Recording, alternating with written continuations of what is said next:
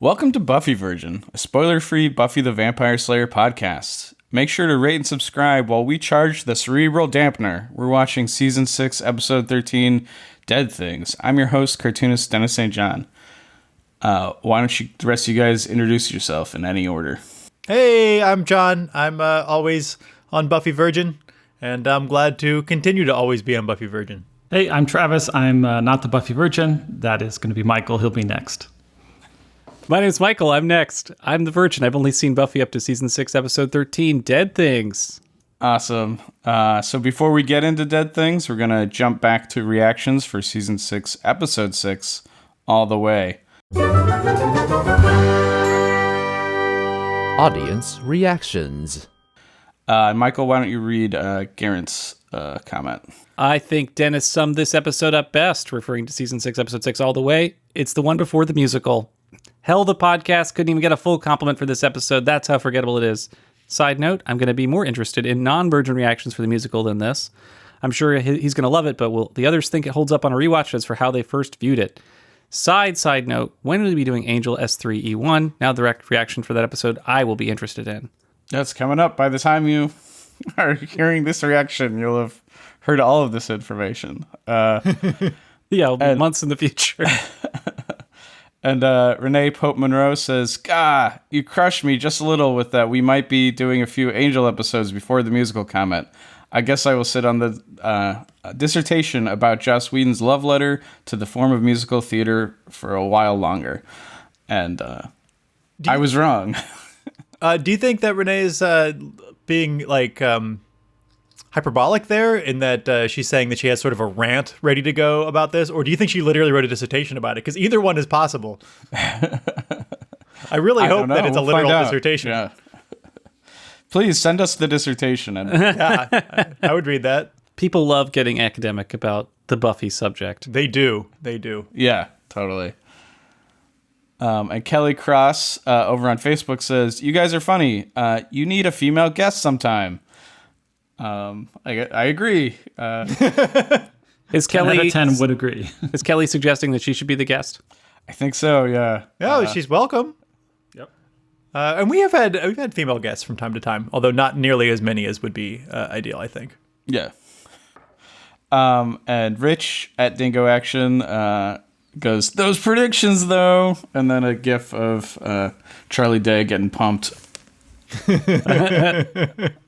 All right, guys. What is Dead Things about? Let's find out. Oof.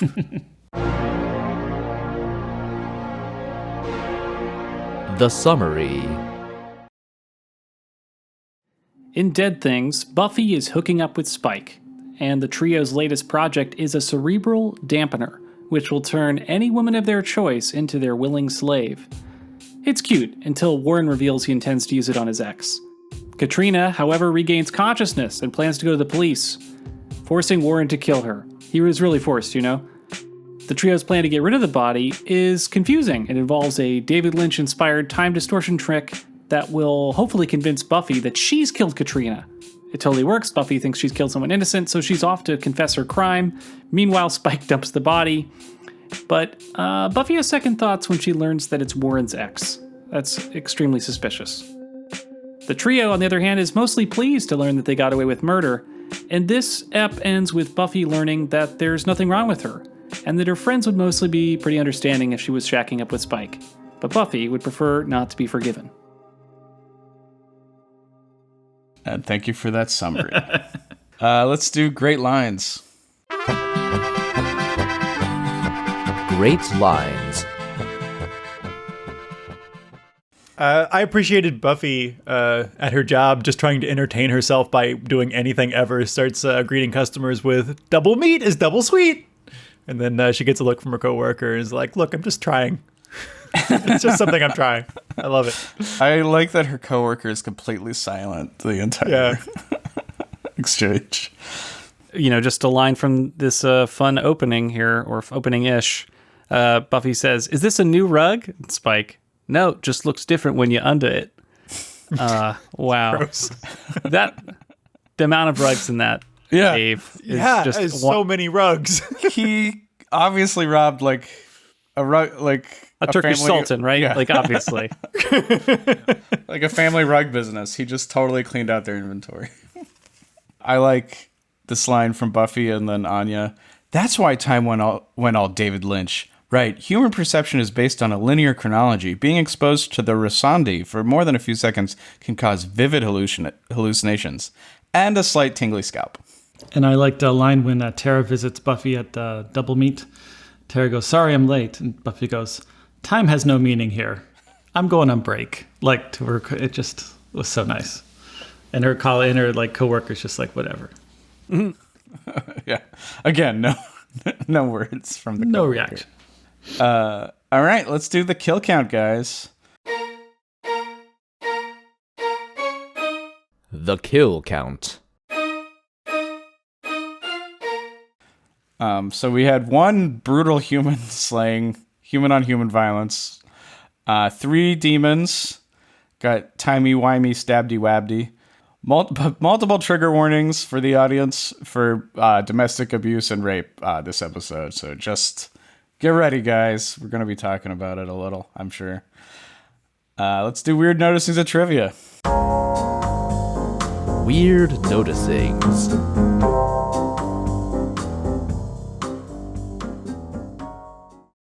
To start off with, Buffy under the rug scene, she says something about how her New Kids on the Block posters are dating her and that she needs to redo her bedroom. And I have thoroughly checked, as we all know.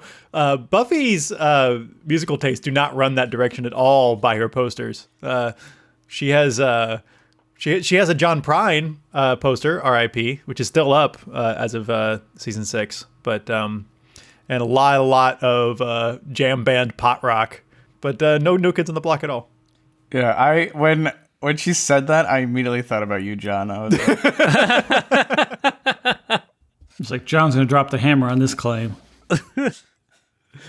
Myth busted.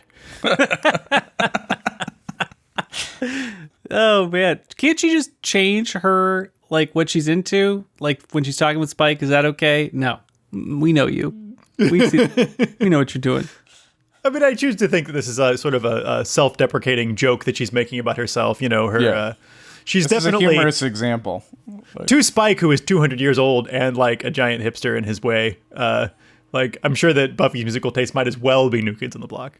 But also, like, so they're having sex under those rugs, and I'm curious. Like, I know that like Buffy and Spike are both sort of superpowered, but does that like include the like hardiness of their skin? Because that would chafe so bad. The underside of an oriental rug as a sex surface would be horrible. That sounds terrible to me. Yeah. I agree. I mean, this sounds horrific. I just couldn't believe how many rugs, and I, like, what's a normal amount of rugs in a place? Like, this style of rug, like, kind of disbursement, where it's, like, rug on top of rug, is, like, you gotta, obviously, like, you don't want to have traditional carpeting. Rugs are kind of cool and classic looking. You can kind of get away with this, you know, style. I like it a lot, but it's still, it's absurd. And What's the floor in the crypt? Is it just a mud floor and then there's rugs on mud? well, this is the sub basement, Yes. right? This is the Right. tomb beneath the tomb. Right. It ain't concrete. Spike didn't put down a layer of concrete. So It yeah, I has guess to it's be. just dirt, right? It's either dirt or stone. Like there's a natural stone floor there. It has to be dirt. I mean, He dug that shit out like it's Cooper Petey. You know what I mean? Speaking of basements, we see the trio's new lair, and they moved into a new basement. They probably rented this place, but we're like, yeah, we're basement boys. We know it. When they're moving in to the basement, there's the little like cute scene. It's like the last possible moment for us to find these characters endearing, basically. Yeah. And we get a lot of shots of Andrew's stuff. And I just wanted to go through what Andrew is moving with. First of all, is his records, which I feel like the one you actually like see clearly is Peter Frampton's "Frampton Comes Alive," which is a really dorky record to have, which is the joke. But if you look at his other records, he's mostly listening to soul. So there's a soul collection called The Sound of Philadelphia '73, and then there's the Mystic Moods. So I feel like Andrew's musical tastes are a little hipper than he's getting credit for. He's listening to quite a lot of quite a lot of 70s soul. In addition, he has a copy of the board game Studs, which is the relationship game of the 90s. Apparently, that's a tie-in to a TV show of the same name.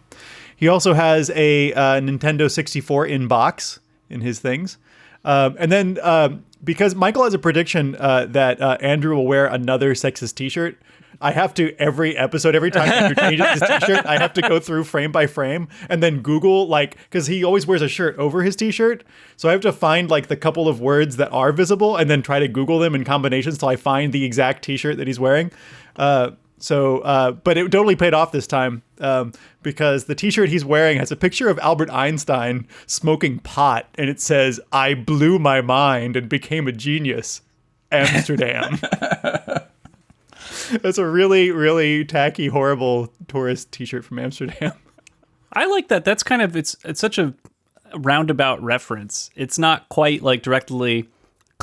I mean, I guess anytime you're holding a cigarette or a smoking instrument in a t-shirt or something, it's like, that's probably pot. There's no reason to just be smoking a cigarette. And then Amsterdam is really the tell. That's just, it feels like of an era. Yeah. Back before pot was legal everywhere. You only could smoke legally in Amsterdam. We also saw the return of Jonathan's magic bone. I didn't know we'd ever see that again.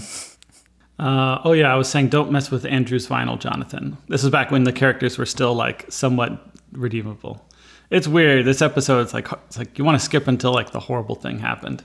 So I want to talk about this moment where Tara, like, Buffy has apparently agreed to meet Tara at the Double Meat Palace, and there's this moment where Tara's like, "Oh, so what did Willow do?" And I just feel like that says this like really sad volumes about Buffy and Tara's relationship, which is like Tara knows who she is, like she knows what her relationship to the gang is that like these were never really her friends. Yeah, that's sad. I feel like is what that says, and it's really sad. It's really heartbreaking, and like Buffy sort of proves her right about that, where it's like, oh no, I'm not contacting you because Willow did something bad. I'm contacting you because I need a favor. Like, and also you won't talk to any of my friends, so I don't have to worry about it getting out. Like, oof.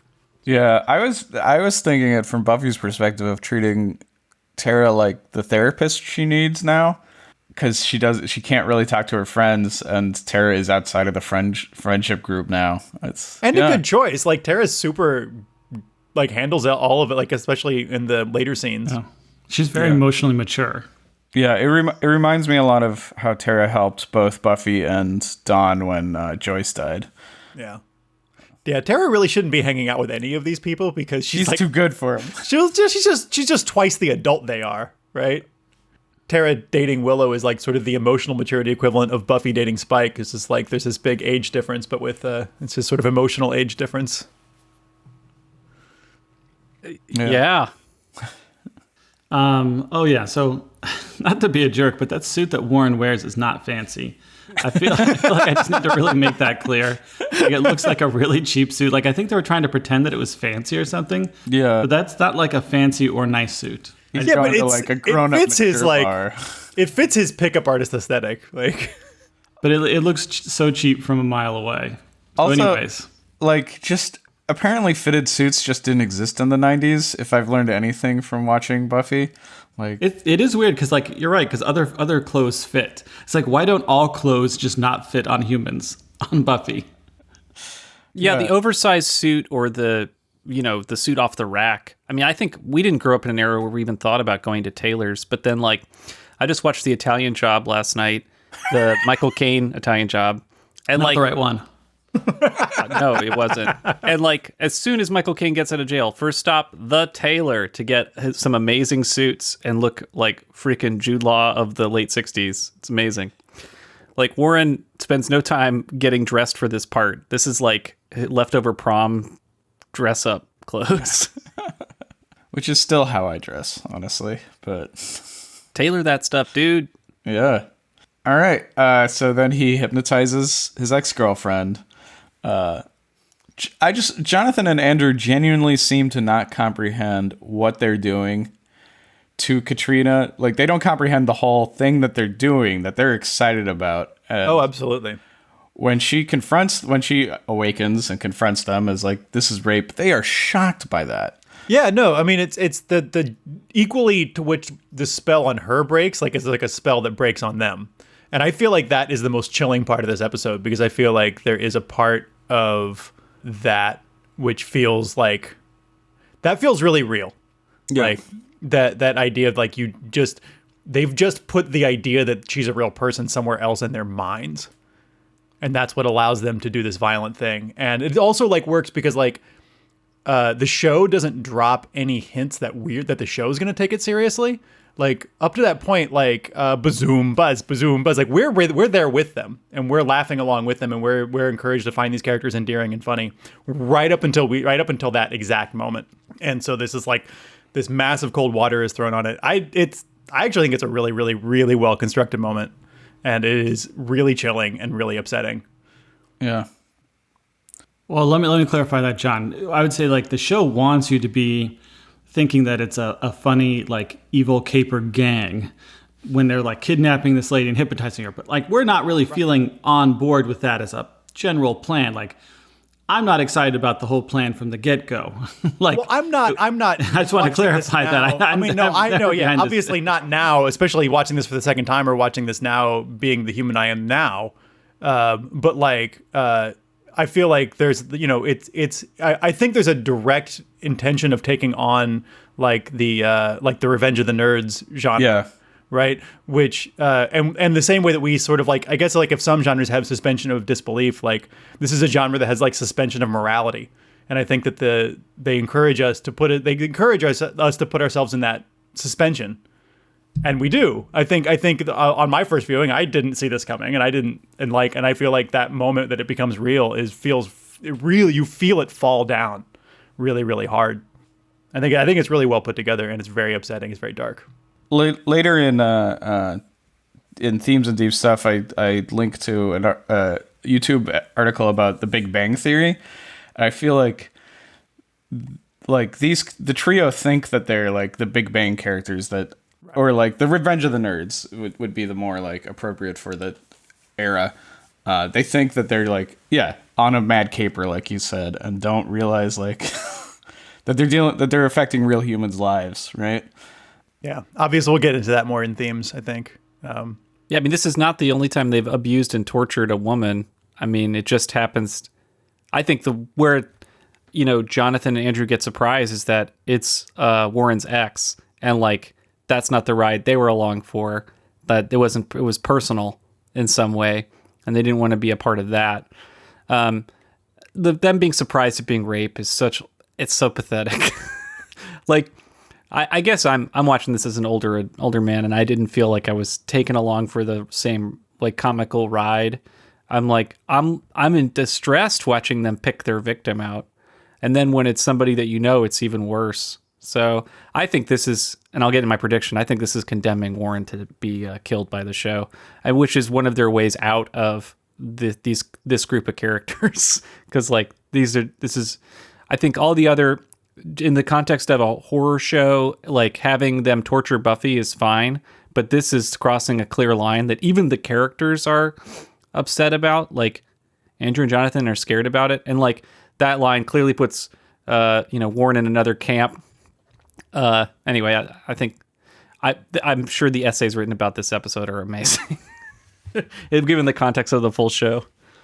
I will say, John, I do love how the tone of the show changes when she comes out of the spell. So I agree with what you're saying, what the show wants us to do, and that change in tone is dramatic, it's profound, it's excellent, absolutely excellent. So on a far, far, far lighter note, hey guys, how about that 90s swing revival that we get a weird... This is late even. I feel like this is already like 3 years past that thing. I think it's appropriate for Xander and Anya to get for their wedding to get into something that's already out of date. Like, I think 02 is a total perfect time to take a swing dance class. Like this, the music came first, and it takes us years to get the infrastructure to learn how to dance. He's watching Swingers to prepare for his wedding. What was that, Zoot Suit Riot? What was that song? There's so many. There's a couple, right? Yeah, that was the big one. Yeah. Cherry Poppin' Daddies. There you go. That's the band there. And the Brian I never Seltzer- thought about that name before. That's very strange. Yeah.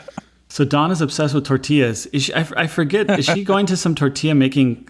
What happened with this? Is she going to get Her mom friend's is- mom friend's is mom's going to gonna teach her teach how to her. make. teacher? Yeah, she was going to learn how to make tortilla. Yeah, I made tortillas last night, and it was awesome. Look at you.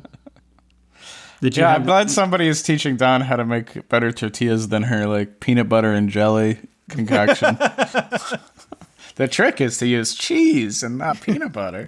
Man, I told you about that really rough tortilla I made once. It was turkey. Is it a full story?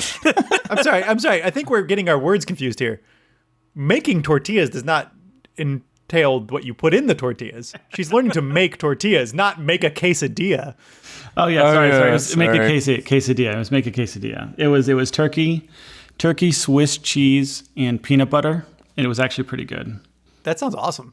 Although the peanut butter I could have left out, but Yeah, it was so good. So John, you were making you were I making made it from proper masa, tortillas. Yeah, like yeah, masa. from masa harina. Yes, and it was delicious. It's something I do relatively often now. Now that we found a source of masa harina here in London. It's good. Cook them up. Damn. You know, we want to give you, Travis, like a medical segment anytime there's a medical issue, but really there should be just Travis's food curiosities. So there's this really gross moment where Spike has like a weird sex power thing. Wants Buffy to stare at her friends while they have sex. And I just want to say, friends, for the record, I would not ever find it erotic to watch my platonic friends while I'm having sex, unbeknownst to those platonic friends. That sounds like something I would not particularly find erotic. So, Well, I don't think... Oh, go ahead, sorry. I was wondering, what would John think about this? just to alleviate any fears that might be out there. I hope John has never looked at me while he has sex.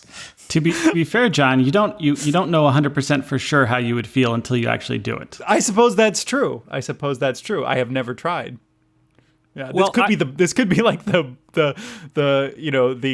avocados or asparagus of sex. You just, if you've never tried it, how do you know you don't like it? Well, to be on Spike's side on this, because like I feel sorry for Spike here, because every indication that Buffy has given him is that she would like this. Like, she likes having sex with him. She likes her friends not knowing. And I think Spike guessing that she is turned on by the forbiddenness of their relationship is a total right-on guess for the situation. So, like, it doesn't feel wrong. It feels a little gross and dark that the show went there.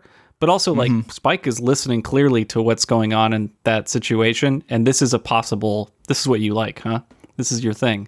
You like it when no one knows that we're together and I'm a toy to you. I mean, their relationship comes to like a dark, blow up in a couple of scenes after this. But like, this is, doing it in front of your friends. Come on, that'd be gross. Yeah, I mean, Buffy's clearly into humiliation at this point. Right.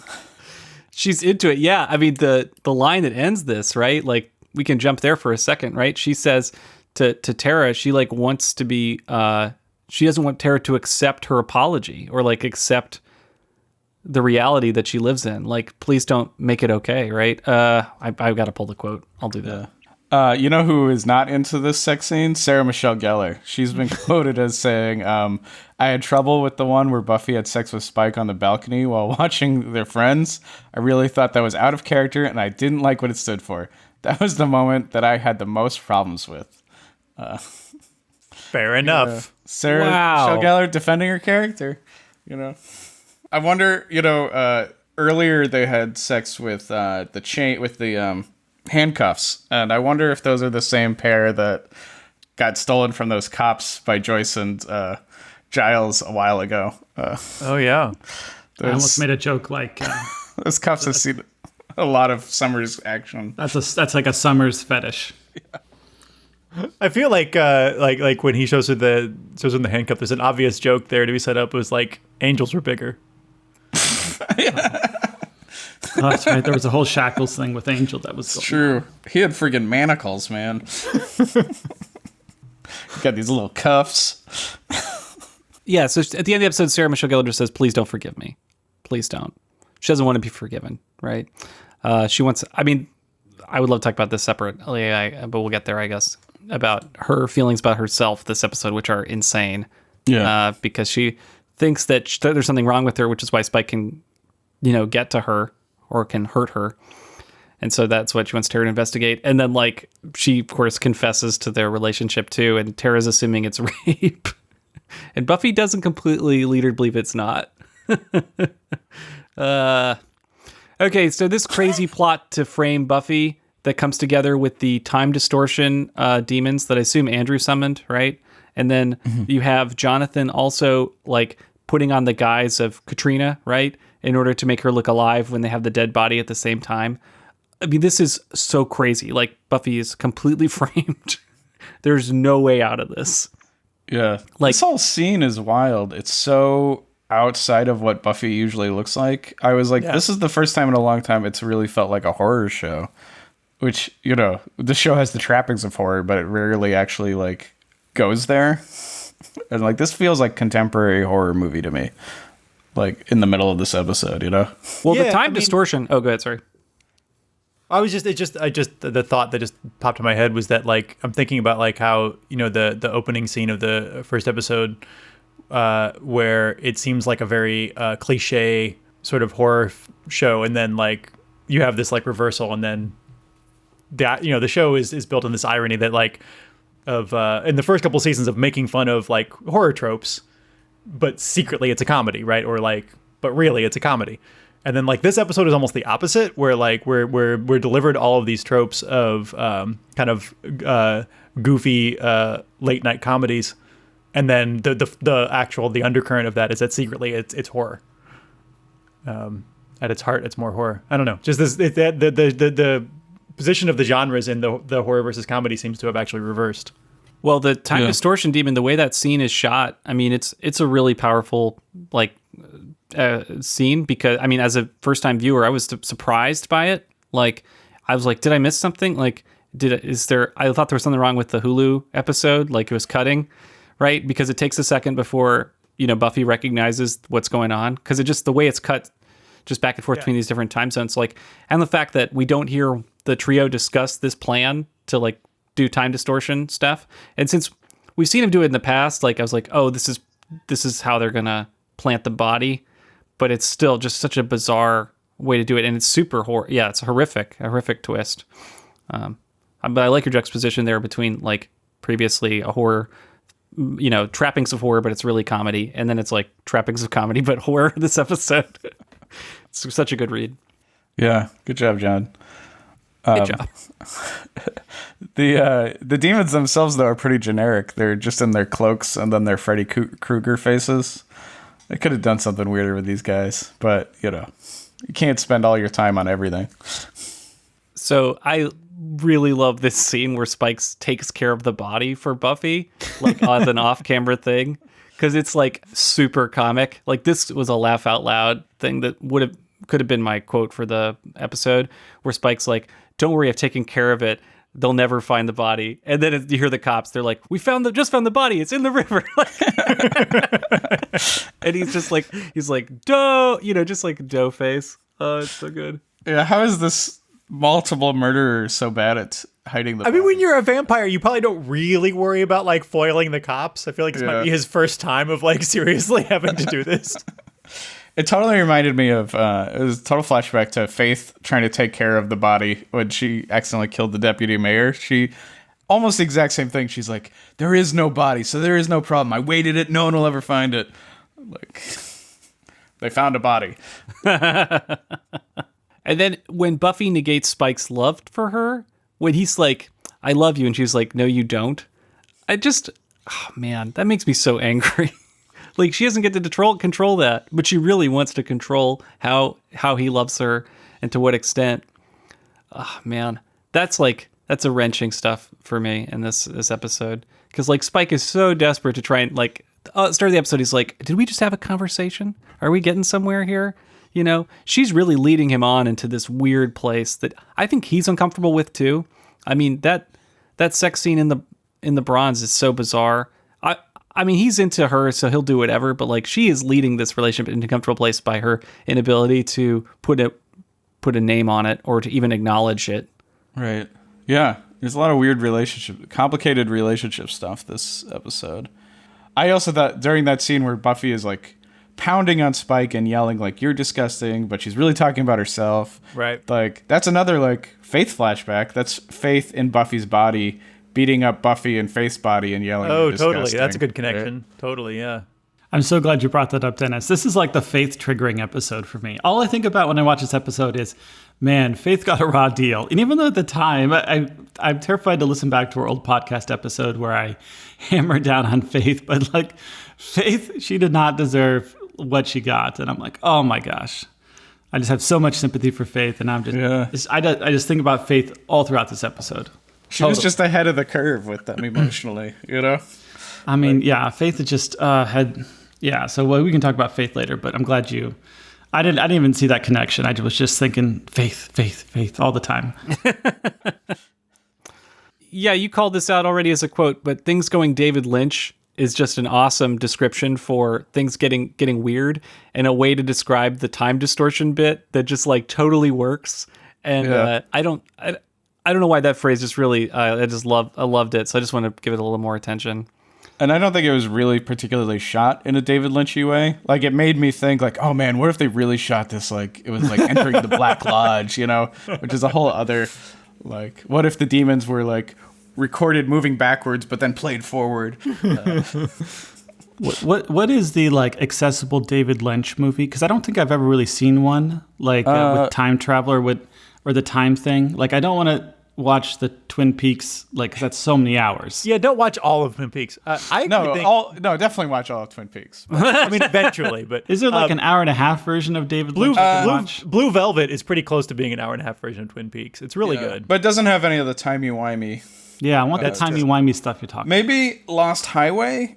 Yeah, I feel like that as much as some other ones, but I feel like the Blue Velvet and Wild at Heart are his most accessibly, like, you're getting the David Lynch weirdness, but you're not dealing with body swap yet. Like, there's a kind of like threshold for Lynch. Mike, say the word body swap. Body swap. You need to have that on your mixer. Buffy version Can you have that on your mixer and just like tap body swap? I want that on your mixer. That's my favorite phrase. When you do the body swap. Blue Velvet, I mean, his films are great, but there's so much like film influence that goes into making those films what they are and what they're playing with. Like, I mean, with Blue Velvet, it's like small town crimes, but like, it's an unexpectedly, serene suburban world where horrific things can happen. And I think David Lynch is like, he's going to a really dark, specific, emotional place that he went to as a kid. Like, he tells a couple stories in some interviews where he like saw someone like screaming, covered in blood or something, running down the street, and it's like, yeah, that just happened, and I kind of like was trying to bring back those triggers and memories, right? Because like horrific things go on around us, but we don't recognize them, we don't try to, and like, I mean, there's just such unique stuff that goes into his very personal take on filmmaking that like.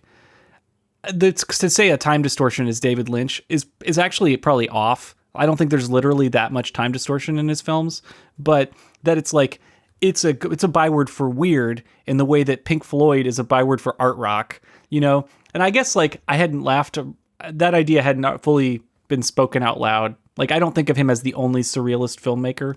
Yeah, but I guess if you're going to call out, where pop culture thinks weirdness is, it's David Lynch, Salvador Dali, and Pink Floyd. And that's the weirdest that shit gets. Yeah. Which is a disservice to all of those artists, right? And completely to all the people who are not them as well. I mean, it's not really a disservice to Dali. That's the image he was promoting. Yeah, fair enough. Have you watched Joe Dorowski's Dune, that doc about... I haven't, actually. Because like Gio Dorowski tried to get Dali to play like Baron Harkonnen or someone, but it was just such like, well, we have to out-weird each other. Like who's the weirdest? Like, it really made it feel like the Dali just knew his image and that was his promotion. Like, right. Yeah, I bet both of them were completely insufferable to be in a room with. God, yeah, could you imagine? I love both of them, but Would not want to deal with either. How do you out weird somebody? Is it because staring contest is about as weird as I go, and then how do you go weirder than staring contest? I think it's making insane demands. Like, right, he wanted to be the highest paid actor of all time. Wasn't that the Yeah. story in the film? And then Yeah. so he was working it out to be the highest paid actor per minute on screen, or some other weird formula that he was demanding being figured out for him. yeah, exactly. Yeah, it was like, okay, if we reduce his role to 4 minutes, then he's getting played like X per minute. $1 million a minute, highest paid actor of all time. Yeah, so Buffy's confession to Tara at the end is amazing. Please don't forgive me. An amazing way to verbalize not accepting her own bad choices. Yeah. Like, she doesn't want to be the person that's sleeping with Spike. She clearly enjoys it. Is trapped in an incongruent version of herself and then the reality of what she's doing. And that kind of acceptance, I mean, this is mental illness. I mean, this is insane. I think it's really important to me that Buffy she recruited Tara to like do like a psychic eval of her, and she wanted to find out she came back wrong, because like that's the only way to explain what she's doing to herself, and to find out she's still the Buffy we've always known is like devastating to her, because like you said, it's incongruent with like with her vision of what her real self with her is. image, her self-image, I was just going through this course on critical thinking, and one thing it came up with was about this incongruence and how important it is for us to protect our own identities. And this was in relation to, they're talking about witnesses and witness tampering, and how like your perception of yourself is so important to how you present, even the things that you see in the world. And so if it doesn't match the reality of how you see yourself, like you're likely to lie or just not see something because it doesn't match what you think of the world or what you see. So just like the breakdown here, I mean, it's so powerful. I mean, that's, I guess, speaking to this incongruence kind of problem. So, All right. I think that's as weird as we get with these noticings and trivia. So let's move on to questions for the group. Questions for the group.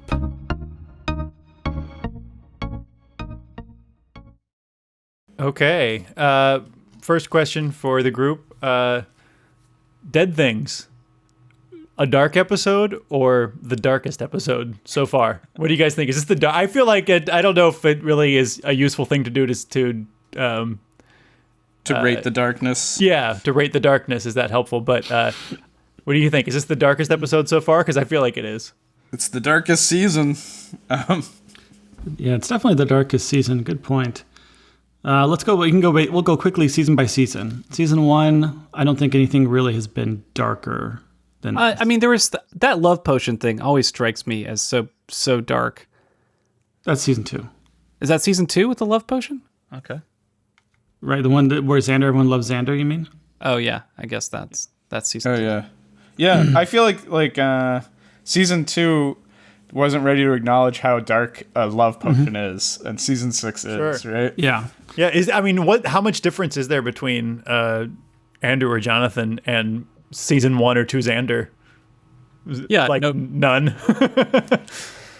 Yeah, because like the romantic manipulation that Xander pulls off there, I mean, it turns against him. So it's like he feels the consequence pretty quickly for it. But I mean, I don't know. They're turning someone into a slave versus like making everyone attracted to him, and that like catch-all effect sets it up for comedy really fast. But the specificity of this plan, I mean, okay, then you got the sex robot, the Buffy bot creation, and how effed up that is. And that turns into, Spike's plaything. But that gets the long enough storyline that we get to Buffybot being a useful decoy when we're fighting, at the end of season 5. And Gingerbread Men was pretty dark in season 3, where they try to burn the witches at the stake, right? Yeah. Gingerbread. Yeah. That's the pretty parents dark. turning against their own children. Yeah. That's pretty dark. Yeah. But that episode has Moo. That episode is also focused on comedy. It's interesting to think like the Amy the robot one, like Katrina's in that, and it looks like she dies in that, but like literally I think that the only reason that they don't kill her is so they can kill her later in this much darker way, right? Angel murdering Jenny Calendar, cold blood. Yeah. Yeah, that's pretty horrible. Yeah. But it's just he just murders her. He doesn't psychologically manipulate her before like this, so that's worse. Yeah. Yeah, it might be the worst, John. Good call. I think it probably is, yeah. Darkest. Darkest, yeah. Because it's such a twist. It flips so hard. I mean that. And to John's point, it takes characters who were previously not evil and firmly, stamps them with, 100% evil, right? Alignment shift, yeah. USDA 100% evil villain. That's one of the big tragedies. Jonathan going from this. Mike, can you imagine Jonathan, this character we were all just geeking out and so happy about, right? We're like, oh, look at Jonathan. He's season 1. He's season 2. Like, he almost kills everyone, right? Jonathan is the shooter. That right? No, he's gonna kill himself, right? Yeah. Yeah. Buffy saves his life. Yeah. Earshot. Yeah. And happy-go-lucky Jonathan, and now it's like, no, this guy grew up to be a complete villain, a complete, evil person. Cool. I got a throwaway question next here. Who do you enlist to help you telepathically manipulate your ex? And you guys, you're my friends. You'll help me, right? I mean, can I say I wouldn't do that? Is that an acceptable answer? Is there a pass? I mean, I don't think they know that they're going to manipulate the ex, right? That's the only reason they enlist. I just wanted to call out that part because that part is like, Andrew and Jonathan are along for the ride until they realize that it's personal. But Which the fact is not that a real line, like that's not an acceptable moral line. But the fact that they don't know, I mean, it's just how cold, like how cold Warren is and how these friends are basically discovered since that happened and have been deliberately recruited. And this might be the whole reason that he got them together. Like the fact that this is the direction they're going and like, it's a huge detour from Buffy, which again, unclear why they want to kill Buffy, except it seems hard. Okay. So I guess my like dark comedy question is, you get away with murder with your friends. How do you celebrate? Secret parties every year on the anniversary of your shared crime, tattoos, or do you experience shame? How do you celebrate, commemorate your murder we all murdered someone Shame. together? Seeing as shame is my response to like, not murdering people. I feel like if I murdered someone, shame would definitely be the response. Or maybe you would break through and it would just be, you would. No more shame ever. Yeah. Shame is no longer something I experience. I mean, like, here's a horrible recommendation is Woody Allen's movie, Crimes and Misdemeanors, which is, about the question of like, how much can you forgive yourself for, which coming from Woody Allen is a really dark question, right? Like that movie is already really upsetting and like, it's really good. I mean, no one's saying Woody Allen's not a good filmmaker. It's a really good and really interesting film about how some people torture themselves over tiny, tiny, tiny things, and some people forgive themselves for horrible things. And it's an observation which is so much darker when you think of it as coming from Woody Allen. Right. Sorry. You guys want to move on to themes and deep stuff now?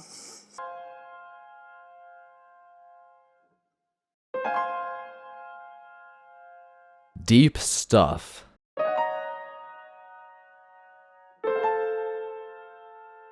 So maybe not the most interesting thing about this episode, but like, I feel like the observation that there's a lot of misogyny in geek culture is a fairly commonplace one now, like living in a post-Gamergate time.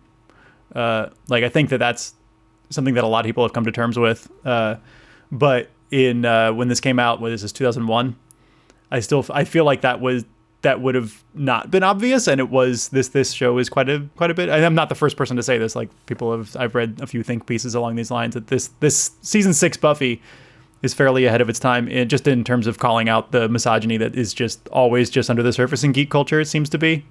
Yeah. I think one thing that's amazing is like if this not show that was, under the surface. Like if this show was being aired right now without any edits, how much like white male geek culture would have turned against it at this point? Sure. For its portrayal of these guys, for its criticism of these guys, and it like kind of went under the radar at the time. Yeah, I wanted to call out, there's a good YouTube video called The Complicity of Geek Masculinity on the Big Bang Theory. And because like the Big Bang Theory is contemporary, right? It came out after, it's contemporary to now. It came out after Buffy was finished, and it just ended like last year or something. And it's like doing everything that the trio's doing without a critical lens, right? It's so like, not only is it so ahead of Buffy, so ahead of its time for now, but it's like even now we're getting stuff that's portraying these same characters with like free range without like calling out the viciousness of it, and it needs to be called out by others, you know? Yeah, I mean, I feel like the thing that partly comes from is this, like, and I don't know anything about, I'm not a psychologist, I don't know anything about it, but like working with young people and working with little kids, like an observation that I've just had about, you know, human nature is that the students, the kids that perceive themselves as victims are sort of the most dangerous kids.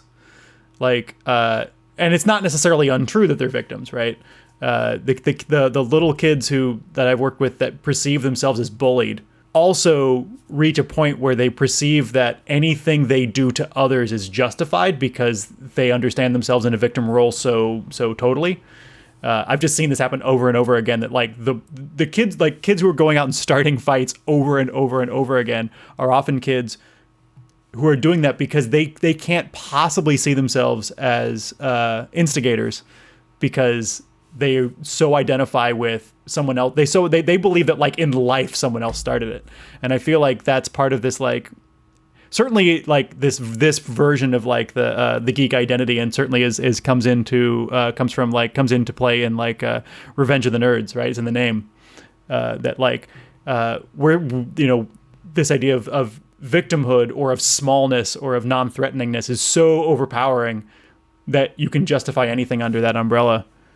I think is part of the problem, and needs to die. All right, man. Yeah, so geeks can't be victim. Like geeks being just them being victims in culture allows this to happen. Yeah, I feel like that's part of culture to develop. I think that's part of it. Yeah, they're always fighting against like the jock bullies, and it's like right. there are no jock bullies here. This is.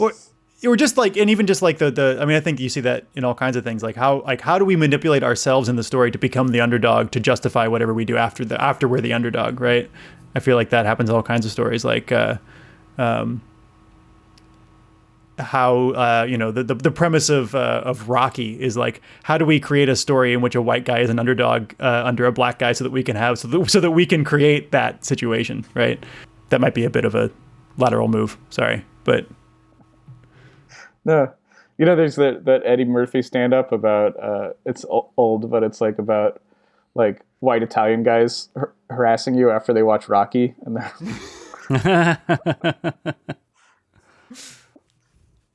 all right. Next question or next topic. I just thought there's something going on in this episode around guilt. I think we had a discussion previously about guilt, right? And I can't even remember what episode that was now. And I think it's an ongoing question about like the value of guilt and whether or not it ever has any, because we know it has destructive power, but whether or not it ever has any positive power, right? And one of the things that you see in some of the subtleties of the performance is that Jonathan is struggling with this all the way along. Not all the way along, but from the moment he hears that magic R word to the end of the episode, he's struggling with it, right? And I feel like I honestly can't remember, because I never watched season 6, so I'm sorry, but I honestly can't remember if they're building to Jonathan having a break with the trio or if that never goes anywhere. I honestly can't remember. Yeah, I mean, one thing right at the end of the episode, you see a shift between Jonathan and Andrew, where they were both like shocked, but they came along for the ride. They were shocked, but at the end, Andrew was like, "We got away with murder." He's just so excited about that idea, whereas Jonathan is like still horrified.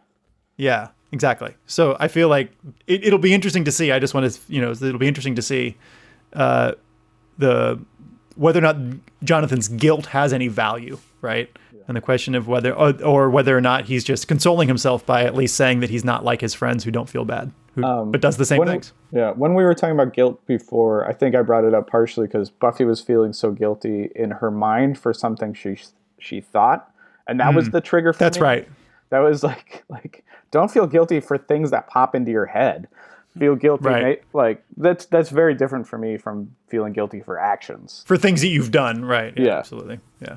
Especially like thoughts you can't control. Like there's a difference between even like a repeating thought that you're like enjoying and you're going to explore versus shit that just pops into your head during traumatic moments. Right. I'm not saying there's never value for guilt, but I'm more anti-guilt than my Catholic upbringing.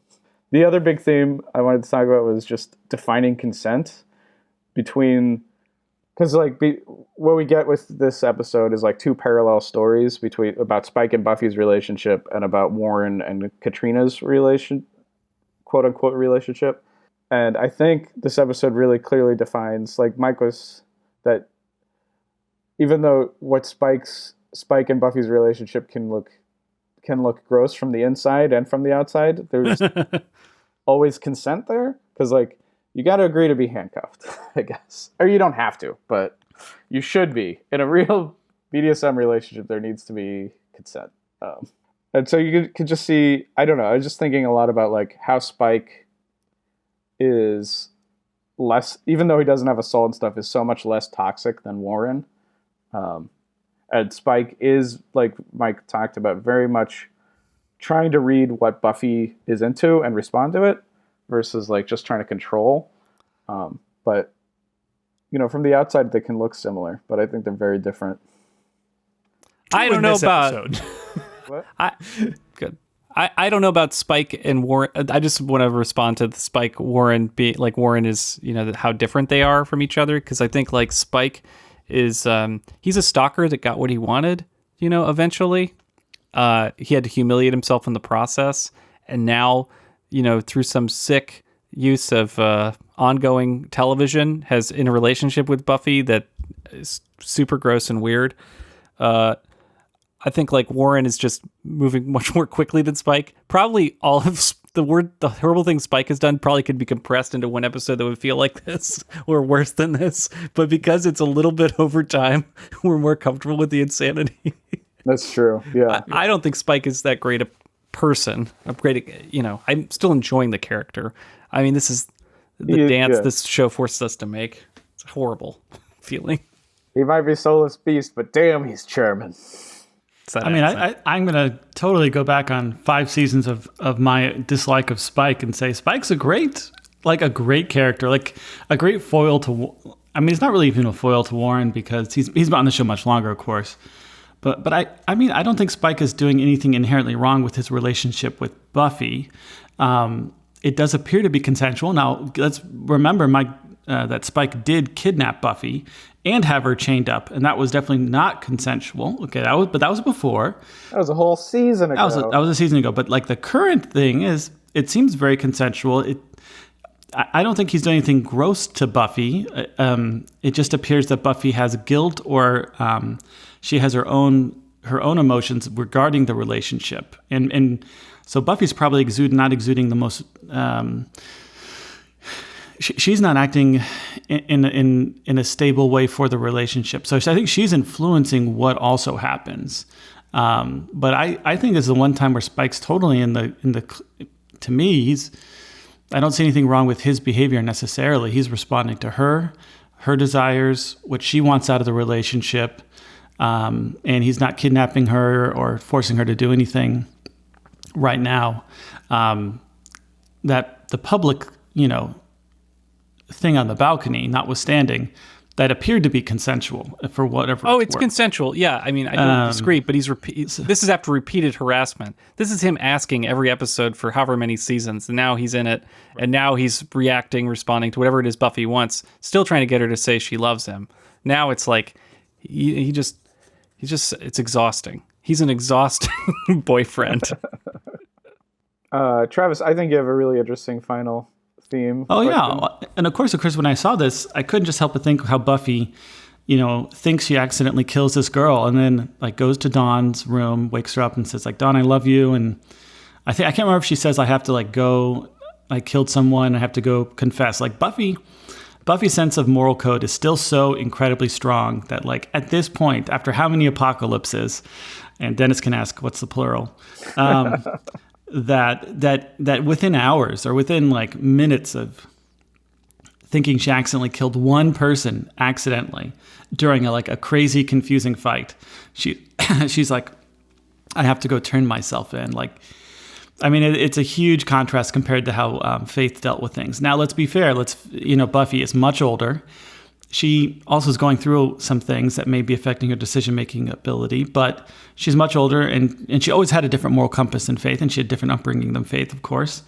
But it's a good contrast. I kind of disagree with both. Well, I would like to hear what you think between Buffy and Faith. Yeah. I think the way the episode positions it, it is not an act of moral strength for Buffy to turn herself into the cops. The thing that Dawn accuses her of is that this is her giving up. That it's actually far easier. This is actually far more like Buffy running away and being Anne than it is like anything else. Rather than hang out and deal with the responsibility of taking care of Dawn, she'd rather go to jail. Is I think how Dawn what Dawn accuses her of, and I think the episode's kind of on her side because as soon as like there's a little bit of thinking about it, the idea of going to the cops kind of evaporates. I don't know. I feel like I'm inclined to believe that this is a symptom of Buffy's depression, the immediately going to the cops rather than masquerading it as sort of moral fiber. I don't think it's moral fiber at all. She wants to be punished, right? I mean... Yeah, exactly. She wants to be punished. Yeah. But it's not like she's going to be punished. She's not going to the cops to be punished for non-law-breaking activities. I mean, she's going to the cops to be punished for sleeping with Spike and for not being a good sister and all the things that she feels bad about. She's done other crime. Like she's done other like soft crimes that she's. I think if Buffy took an honest look at what is the greater good to be served, like it would not be to turn, even if she had, because like this could have happened, right? I mean, that's the thing that I kept thinking is like, given the way Buffy lives her life and the fact that she is out there like every single night, it's a dangerous job, right? If she was working construction, like accidents happen, right? And her job is at least as dangerous as construction, right? She could have hurt somebody. That's possible. And if that had happened, it probably wouldn't be, if it was purely an accident, it probably wouldn't be the right thing to go to the cops. Because like Spike says, she's going to do more good, or she has done more good, and she's going to do more good out than she would in prison. So it's probably not the right thing to do to turn herself in. I think she's turning herself in because she's looking for a moral authority to judge her, right? Are you arguing for, what's the term, qualified immunity? I don't think I know that, John. Term. I don't. Oh, John. Oh, that's it's right. because you're living in the UK right now, brother. Brother. What is qualified immunity? Help me out. It's that's fucking crazy, dude. That's insane. That's absolutely the most insane thing I've heard all day, dude. Wow. That's cops beautiful, have Dennis. qualified immunity, So it's John. It's why cops can kill people who have not. So they can kill people of the public without having lawsuits or going to jail. Yes, no, I'm sorry. I have read that term. I apologize. Yeah, I did. That's a big context shift. What I'm frustrated with is that like I feel like Faith used very similar ways to justify not going to jail the first time, and like so yes, John, I agree. The show wants to use this death to talk about Buffy's like guilt, and I guess I'm frustrated that they missed like the opportunity to have it. To do like a real comparison between Faith and Buffy. Maybe that's my real grumpiness. It's like they misused this one time. I mean, like, let's be honest. I mean, I'm not spoiling anything. How many more times is Buffy going to accidentally kill or think she killed a human being, right? Like this is a pretty rare occurrence. And then they wasted on the idea of like guilt, right? Guilt with how she's feeling. What a disgusting waste of time. Right. I'm just saying like, this is like a great moment to contrast a great hero. And it's like, no, I want to use it to just talk about how Buffy feels guilty about her relationship with Spike, for which she has nothing to feel guilty about. Like I mean, it's real judgy that they would feel the need to, the idea that they need to use the Buffy's and Spike's relationship as like a real guilt. I mean, there's literally nothing wrong with it. But it's like you waste this really dramatic moment, and maybe I'm just a little bit frustrated. Like to me, it's never a question of why Buffy Why does Buffy need to feel this guilt? Anyways, so maybe I'm just a little bit frustrated that it's wasted in my eyes. Thank you, Travis. All right, why don't we move on to recommendations? Recommendations. And I see Travis has one this week. Oh, that if you're wondering, that is the band Bush that was playing midway through the episode. And I feel like that's a problematic band, but it had some really good hits. Why is it problematic? Did they, though? I thought John was referring to some problematic activity that I didn't know about. I mean, Bush had some great hits, let's be honest. No, they just didn't. No, they suck. Just as a band. I have By no... problematic, I mean just that they suck. Yes, that's Oh, that's okay. a problem. I just assume when someone's like, I'm like, No, okay, no. there's something I didn't know about the time, band. Even in the 90s at their height, I could never understand the appeal of that band. What's their big hit? I mean, Glycerin, Breathe. I mean, He doesn't want to come back down from this cloud. I really like them because I think they're kind of like absurdist horror like they just general angsty British lyrics. There's that kind of whiny 90s grunge vocals that was just like really Grunge horrible. vocals, yeah, that's great. Yeah, it's like just emotional no thanks. grunge vocals. It's like pre-emo stuff. I mean, it's great. I feel like it's like Super Mario 3 versus Super Mario World, and the Super Mario World is Radiohead, right? That's like the British band that succeeded them. Am I thinking about this right? I mean, they're contemporary, but I mean, Radiohead was really having records first, right? I think Radiohead. Well, I guess Radiohead blew up. Radiohead really blew up, and they stayed relevant, maybe. Well, yeah, because they're the art rock that was like deep, like had some substance, versus I think Bush's art rock that didn't have any substance. And I think Okay, so that's how we can think about Bush versus Radiohead, because they're both British bands. oh yeah, sure. Yeah. And then Oasis is like, we're trying to be the Beatles, but we're kind of dirty and mean. Oasis is yeah, they got rid of themselves. I mean, they can't. Okay. So I guess you could try to, if you wanted to, you could listen to Bush and then listen to Radiohead and decide which camp you're in. It's a I don't think binary it's. choice. I like you setting this. I mean, this is a good try. Good on you to try and set this up as I'm opposing trying to help forces. people make a binary choice, because I wonder if John likes Radiohead, and I bet John doesn't like Radiohead, actually. John's too don't. hipster for Radiohead. I am. It's true. I've never understood the appeal of Radiohead either. I like But for Bush different and reasons. Radiohead. I know, Mike. I'm just playing. I feel like, Kid A and Razorblade Suitcase. I mean, just really phenomenal. But not binary. But I mean, maybe I think just Bush made songs that sounded emotionally like they had a lot going on in them, even when they didn't have very much. Like Gavin Rossdale's voice in those, he's really able to bring out what sounds like emotionally transformative kind of moments, and that's so hard to do in any song. And he also had a sense of like gravitas to it, even if the lyrics are banal. And I think like, just where like rap music, like I don't get rap, like they're rapping about dumb stuff. It doesn't make sense. Well, lyrics are only part of music, maybe even less than half of what makes music emotionally powerful and interesting. And I think with Bush, it's like there's an emotional power that's delivered that's more important than the lyrics in the way that it's delivered that I responded to. And like, which is why you can put a Gavin Rossdale song under a dramatic scene where Buffy and Spike don't touch each other, but are maybe waiting outside the crypt door, and it elevates the scene. It also, for me, which I love, this is pure emotional 90s time travel. Like,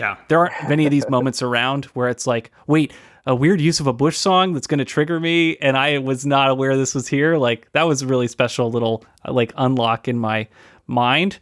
I like that a lot. But I didn't know you brought it out, Travis. Yeah, and then maybe like Bush is like Gavin Rossdale's a great performer, but like it doesn't mean he's a great songwriter. I mean, so like it's interesting. Like he's got his own superpower. Like, but there is like a literal appeal like to Bush. You know what I mean? Yeah, I have a hard. Like I would say Radiohead's probably the much stronger songwriter, the much stronger composer. Yeah, and again, they're doing different things. Yeah, I mean, I think Radiohead tends like their lyrics could be more political. And I think Bush could be more just straight up emotional, but it will get there with lyrics that make no sense. And I appreciate that about what they've been able to do. Yeah. They could be singing in Italian. Do you know what I mean? Like, No, they're talented. That's why I like them. What does our audience think? are you Came here for Bush Buffy or version. Radiohead? What are you, Bush or Radiohead? So my recommendations, I recommend, and these are weird recommendations because I was thinking, because this is a rough movie. I mean, this is a rough episode, so I recommend Irreversible. Even though like that movie is hard to watch, I don't super actually recommend you watching it unless you're really in the mood for darkness. But it fits a lot of the same themes that this episode does, like controversial rape, weird time travel weirdness. It's weird. I saw the movie in theaters. Wow. Yeah. I don't think I did, but I feel like I've seen that movie with you guys, but I don't know. Memories, man. It's very difficult. It's a difficult movie to watch. Yeah, it's a difficult movie to watch. I give it the same like warnings that this episode has. In terms of like the comedic version of this shit, there's like Stepford Wives, the original, also is like, I think that's the fantasy Warren is operating under. Right. Is like trying Someone to who took create, the like, entire wrong message from that film. Yeah. He's like, yeah, I just want a robot wife. My real girlfriend, my real ex-girlfriend. I want the perfect version. And I also think that the trio probably watched Dr. Goldfoot and the Girl Bombs and were like, yeah, that's part of why I want to be a supervillain. So there's a couple of Dr. Goldfoot movies. Dr. Goldfoot and the Bikini Machines has the better song, but Dr. Goldfoot and the Girl Bombs is directed by Mario Bava. Both star Vincent Price.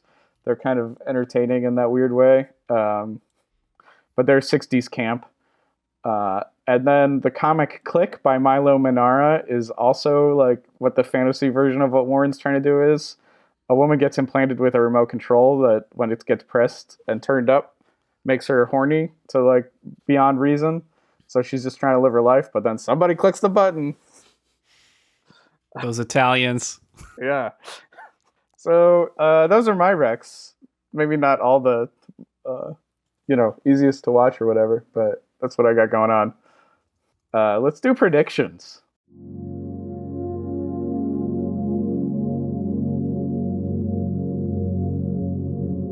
Virgin predictions. Okay, predictions. Let's take a look at the current standings. Michael, at the moment, your overall accuracy stands at a 63.88%, while your accuracy in season 6 is at a 72.09%. This making it your second most successful season, at least so far. Okay, so back in season 5, episode 4, Michael predicted that Tara will set up a psychic reading spot at the Magic Box. Dennis, you highlighted this one. Can you want to explain why? Well, she does. She's not at the Magic Box, but she starts doing psychic readings. She's doing psychic readings on Buffy. True. That's clearly something she could be doing. Could be doing, but has not specifically done. She hasn't set up a spot, I think, is the really clear and crucial concern here. I just think it's interesting. We predicted that, you predicted that way back when. We haven't seen her do like any kind of psychic readings since then. But that's true. It's in her skill set. Moving on, in season 5, episode 10, Michael predicted that we will get another candlelit romantic scene because TV can't help itself. So at our opening scene with the rug burns, there are a number of candles in that scene. So my question to you guys, it is definitely a candlelit scene. Is it romantic? I think when the handcuffs come out, that's pretty romantic. Yeah. I mean, they do almost have a conversation. I'm going to give this to him. Yeah, I think you have to count it. All right. Okay, season 5, episode 14, Michael predicted that Spike will save Buffy's life. I argue, I highlighted this because I argue that he delayed her going to the cops for long enough for her to find out, for them to find out the name of the victim, which leads her to be like, oh, it was Warren. So if he hadn't delayed her by getting punched in the face a bunch of times, she would have gone to jail, which is... Is saving someone from jail the same as saving their life? Yeah, it's ruining her life. Okay, Travis, what say you? I'm not worried about this prediction. We can certainly grant it now if we wish. All right, let's leave it. Let's leave it then. All right.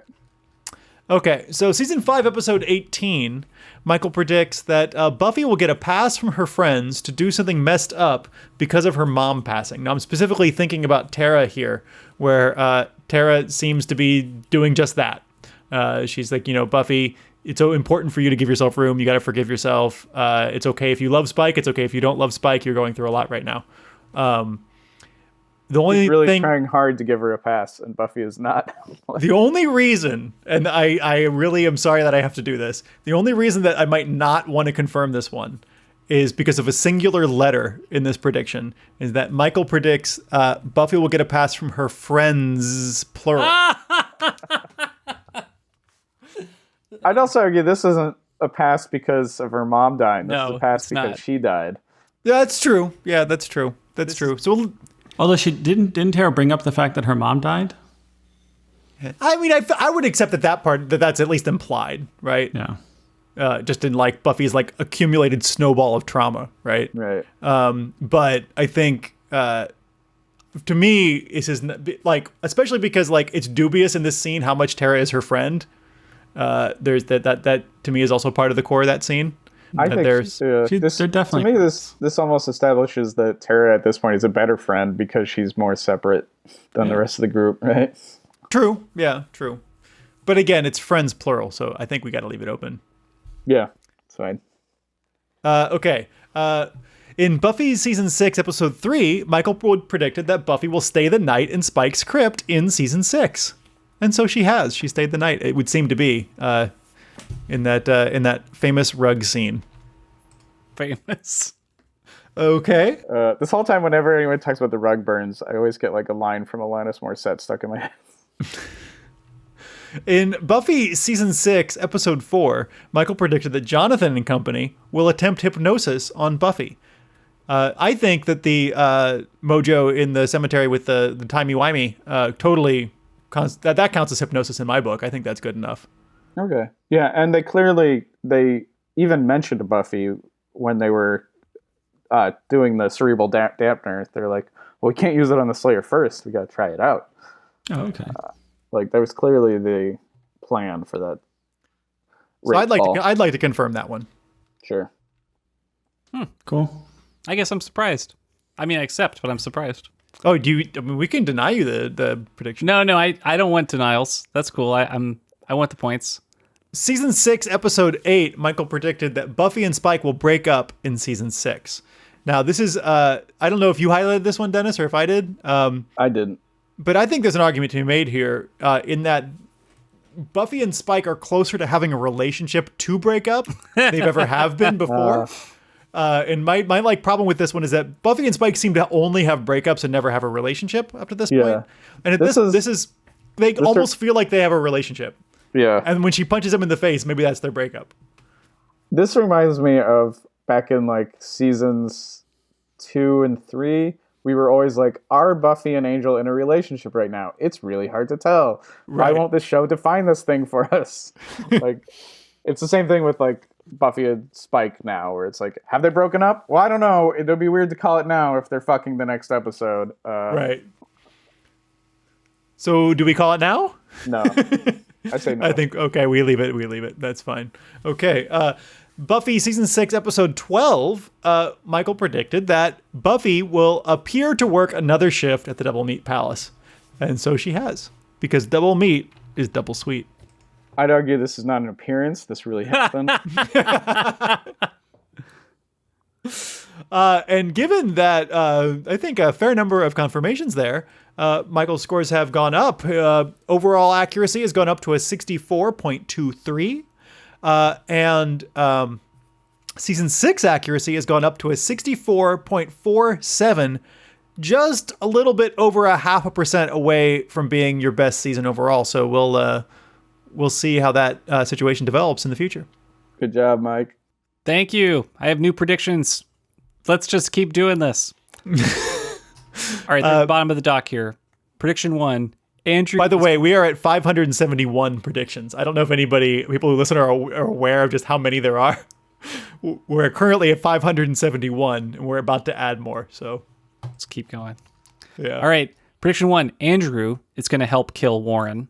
Jonathan is going to help kill Warren. Now, I have these as 2 separate predictions because I don't want to just say Andrew and Jonathan, because I think if I do that, there's a chance that one of them won't help or support, but I'm certain one of them is going to help kill Warren. Jonathan is going to jail. There is no way out. They've committed a murder together, and Jonathan's clearly a weak link. I don't know how he's going to confess, but he's going to confess at some point. So Jonathan's going to jail. I have a super, but before I get to the super, I think Buffy's going to tell the Scooby Gang that she and Spike were having sex. I was going to say about having a relationship, but clearly we're in a relationship together, not going to happen. Putting labels on this thing, the show doesn't want to deal with it. This is what it is. What we're experiencing now, this is the relationship. So her saying it's a relationship, not going to happen. And then for the super prediction, Warren is going to die in season 6. There's no way out of this now, Warren. You fucked up. And whether Andrew and Jonathan, kill him, snuff him out because he goes too far, or, I don't know who. Andrew does seem like he's more on Warren's side. Like he may end up going down along with Warren, but, a different writer could spin this a different direction. So, just going to keep with this one. Warren's going to die in season 6. That's my super. And I'm doing that for points. I've been Dennis St. John. You can find me on Twitter and Instagram at Dennis Comics, DenisComix. That's also my .com, where you can buy my minis, my mini comics, my graphic novels, etc. Thank you one and all for listening and talking to us at Buffy Virgin. Don't forget to rate us, and we hope you're subscribing. You can watch us on YouTube. Our Twitter is Buffy at Buffy Virgin Pod, and Instagram is Buffy Virgin. And we'll see you in hell.